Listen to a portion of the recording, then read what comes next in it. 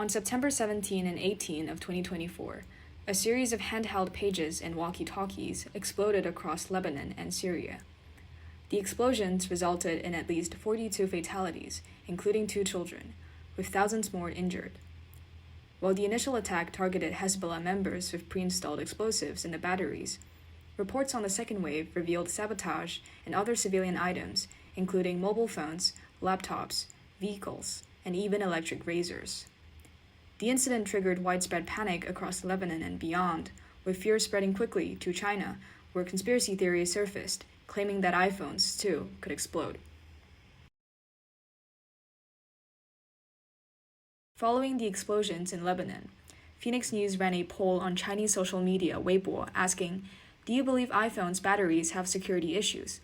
with 45.6% of respondents voting yes. Misinformation spread rapidly across Chinese social media, fueling fears about the safety of Western-manufactured electronics, particularly iPhones. This triggered a backlash, with viral videos on Douyin showing users dramatically smashing their iPhones in response to the conspiracy theories. 3 days after the pager attack, the iPhone 16 launched in mainland China. Normally, consumers would queue overnight or pay scalpers premium prices to get the latest model. This year, however, iPhones were already being sold at discounted prices on major e-commerce platforms.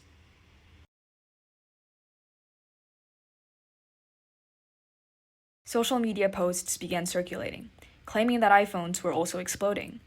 Some posts included photos of broken iPhones or videos of store explosions, captioned, "iPhones are exploding in Lebanon."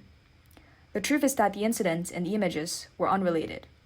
One widely circulated photo, for instance, was from a 2021 incident in Egypt, where an iPhone malfunctioned while charging. 2 of the most shared conspiracy theories were that iPhones had a built-in self-explosion function and can be remotely triggered to become a bomb. These claims gained traction through a manipulated post on X posted by NSA whistleblower Edward Snowden. In his original post, Snowden speculated that if iPhones were leaving the factory with explosives inside, the media would be a hell of a lot faster to cotton on to what a horrific precedent has been set today. A Douyin video then exaggerated his statement, claiming that Snowden had revealed a backdoor feature of iPhones allowing them to be remotely detonated.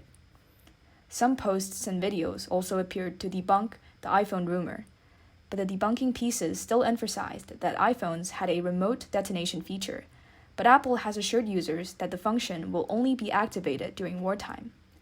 Naturally, these posts only exasperated the Apple panic. The narrative that iPhones were dangerous provided the perfect opportunity for Chinese nationalists to promote domestic alternatives. Social media influencers, bloggers, and even pro-China media channels in Taiwan claimed that wealthy Middle Eastern customers, including royals, had flocked to China to buy Huawei phones. The aim of this narrative is to boost the perception that Chinese-made electronics were superior to Western products, playing into China's broader push for technological independence. The false narratives surrounding the iPhone illustrates how misinformation can spread quickly through social media and escalate into mass panic. This incident hints at a new and unsettling force, viral fear, which operates freely of state-driven narratives.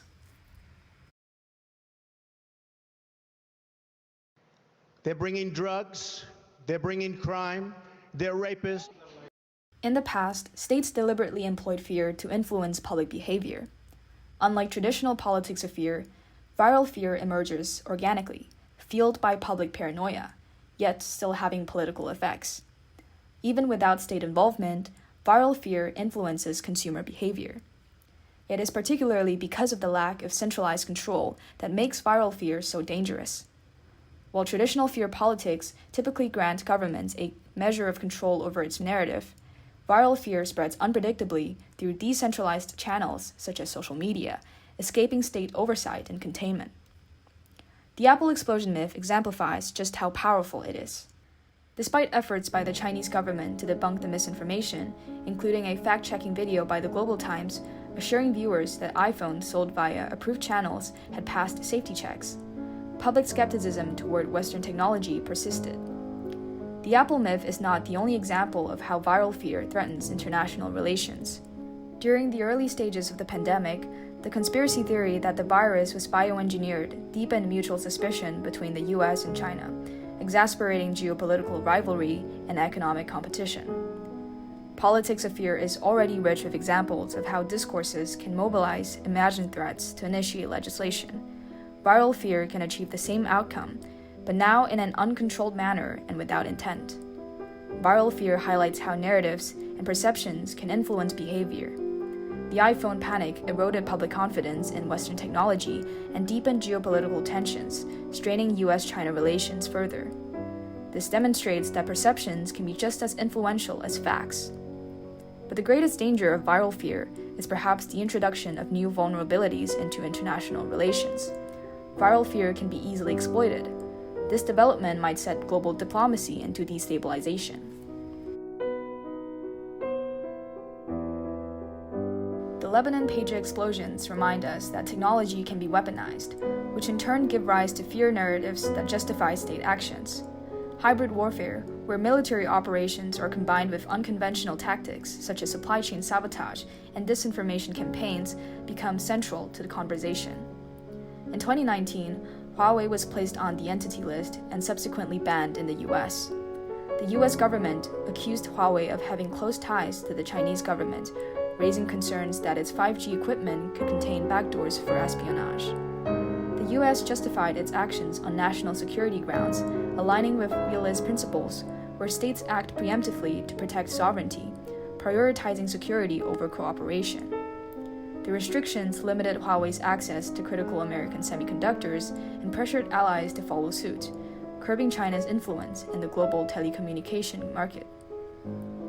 Governments often leverage fear-based narratives to justify trade restrictions, sanctions, or regulatory policies, weakening rivals without open conflict. In this way, viral misinformation becomes a tool for hybrid warfare, reshaping public perception and shifting policy outcomes to align with national interests. Constructivist theory explains how narratives, even when not state-directed, can shape behaviors. The Apple panic in China exemplifies this dynamic, where public skepticism toward foreign technology aligned with China's broader push for technological independence. Economically, the panic reinforces demand for domestic brands like Huawei and reduces the influence of Western competitors. The incident also justifies regulatory changes in the future, favoring domestic firms such as import restrictions. As supply chain vulnerabilities and cybersecurity risks become more prominent, nations will likely adopt preemptive strategies, even if perceived threats remain speculative. This hints at a future of digital sovereignty.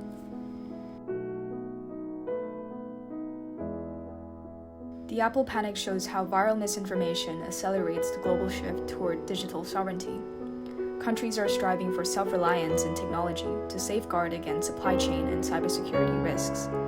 The false narrative that Middle Eastern customers were abandoning iPhones in favor of Huawei phones reflects this shift, where it promoted domestic technology superiority and encouraged the decoupling from Western products. This change points toward a future where global tech ecosystems bifurcate along geopolitical lines, one led by the US and the other by China. This trend challenges principles of liberal interdependence, which emphasizes cooperation through economic ties. Viral fear undermines this ideal by fueling mistrust, making global integration and diplomatic cooperation harder to achieve. As countries develop isolated tech ecosystems, multilateral agreements on standards and cybersecurity protocols become harder to maintain, leaving states vulnerable to crises. The US-China tech rivalry exemplifies this, with both sides decoupling from each other's tech systems. In a world increasingly shaped by hybrid warfare, trust frameworks like third-party audits and transparency mechanisms will be essential. Collaborative efforts on cyber and supply chain security, including shared cybersecurity protocols and inspections, can help mitigate the impacts of fear-driven narratives. Yet, from a realist perspective, competition and mistrust may ultimately prevent such cooperation. The path toward a fragmented future may be unavoidable after all, and nations will have no choice but to develop self-sufficient technology sectors to prepare for an era where fear and misinformation are just as powerful as weapons.